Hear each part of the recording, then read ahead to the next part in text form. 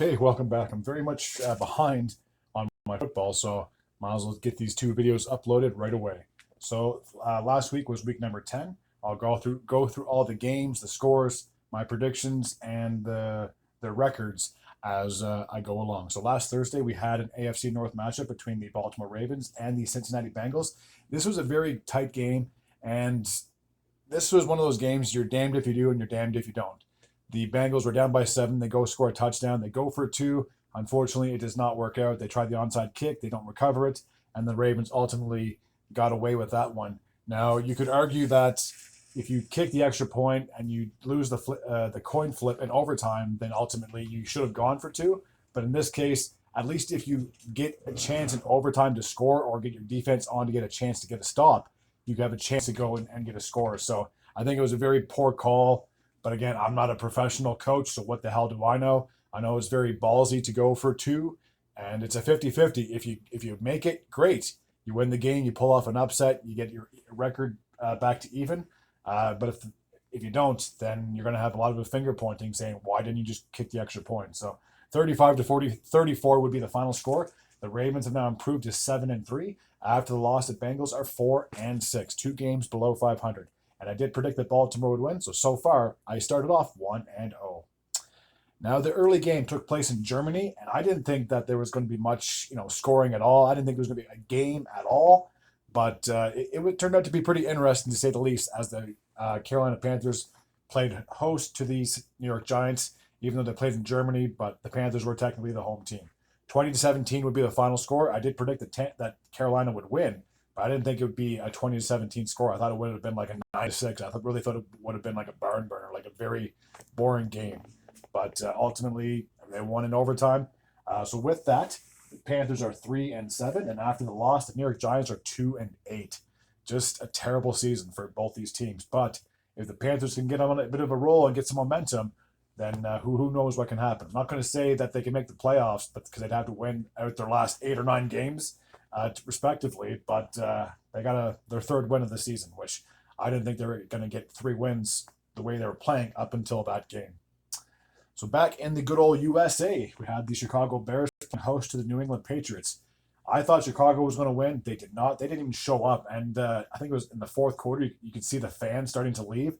They were down by 16 points, and they ultimately lost by that same score. 19-3 would be the final. So any faith I had in the Bears, I think, has now just been completely shot. As for the Patriots, I mean, their defense has definitely showed up. They're getting a little bit better, and this could be a good sign of things to come.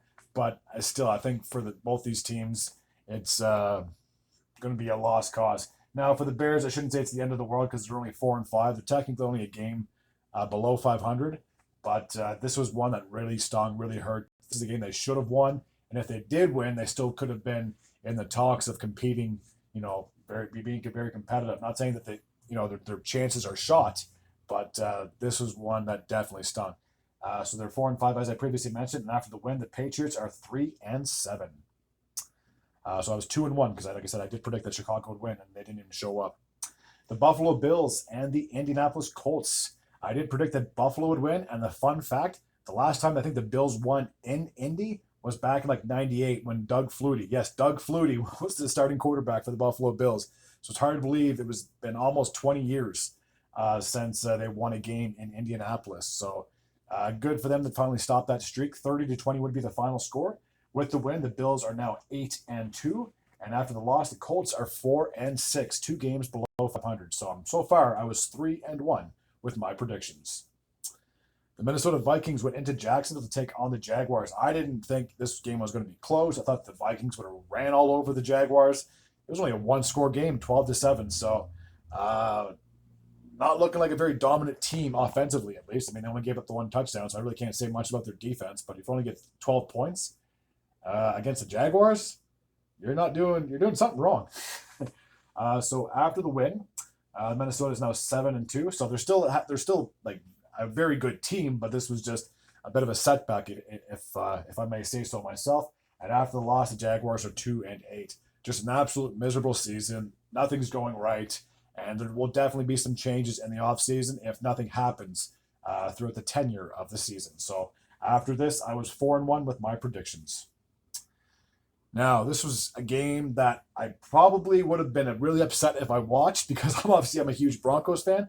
I slept all of Sunday because I had to work overnight. So the Chiefs ended up winning this one 16-14, and thanks to their defense and special teams, they would block a last-second field goal attempt by the Broncos, winning this game 16-14, staying undefeated with a record of 8-0. And after the loss, the Broncos are 5-5. Now, I did say 2 weeks ago that when they were 5-3, that I said I could definitely see them being 5-5 after going into Baltimore and going into Kansas City.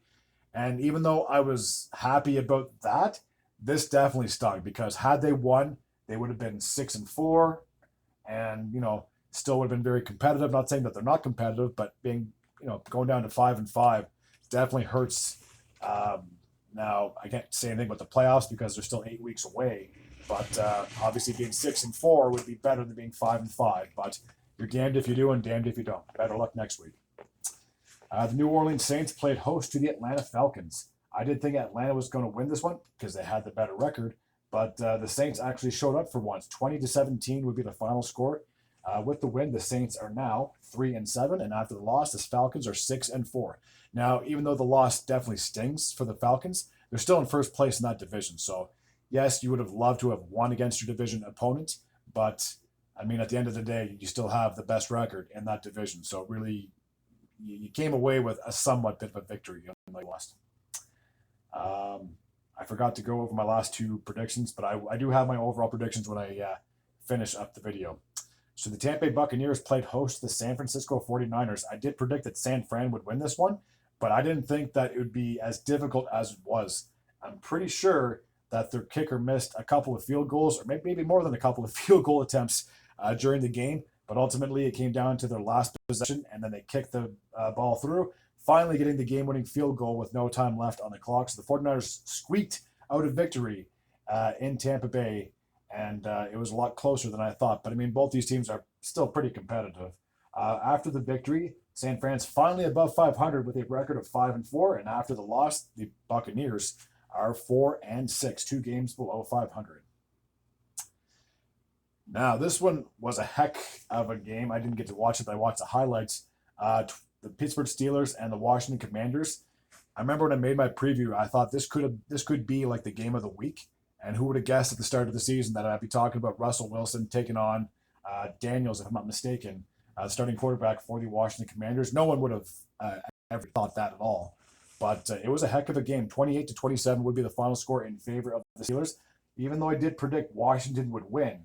But, I mean, ultimately, both these teams are still in first place in their respective divisions.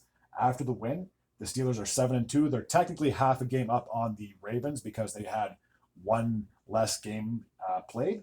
And as for the Washington Commanders, after the loss, they're 7-3. So really no need to panic.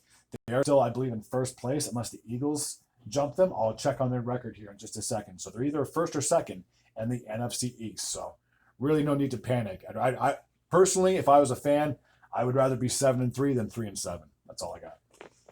Okay, so the Los Angeles Chargers played host to the Tennessee Titans. I did predict that LA would get the win. 27-17 will be the final score in favor of the Chargers. With the win, they're now 6-3. I believe they're in second place of the AFC West Division. And after the loss, the Titans are 2-7.